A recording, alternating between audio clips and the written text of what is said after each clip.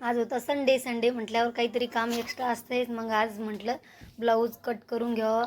Blouse आज cut केलं. त्याच्या अगोदर जेवण वगैरे सगळे कामं राहिले ते चला समोर व्हिडिओमध्ये सांगणारच आहे. मग स्वयंपाक बनवून घेतला पटकन.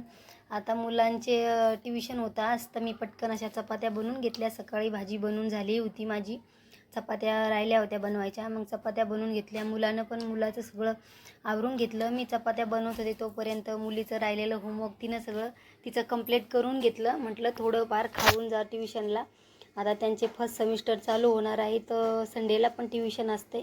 मग त्यांनी काय जेवण केलं नाही. रात्रीचा भात होता, थोडा गरम केला आणि तो खाल्ला दोघा जणांनी. आणि मी सोयाबीन वड्याची भाजी बनवली होती, ती लगेच जेवण करून घेतलं. आणि थोडी शेव होती घरामध्ये, ती पण त्याच्यासोबत खाल्ली, छान लागते.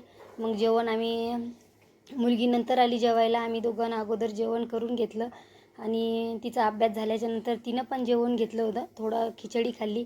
लगेच आवरल्याच्यानंतर ट्युशनला नेऊन सोडलं लेकरांना. आणि घरी आले. मग माझे छोटे मोठे कामं होते ते सगळे मी कंप्लीट केले. म्हटलं आता मुलं नाही घरामध्ये, तर एवढं ब्लाऊज कटिंग करून घ्यावे. तर मग मस्त ब्लाऊज कटिंग करून घेतलं. अस्तर आणून ठेवलं होतं अगोदरच. मग टाईम असतोय, पण मग एकदा मोबाईल घेतला की विसरून जाते, लक्षातून राहत नाही लक्षात. मग ब्लाऊज कट करून घेतलं. आता मुलांना घेऊन यायचा वेळ झाला होता. ब्लाऊज कट केलं, मुलाला जाऊन घेऊन आले.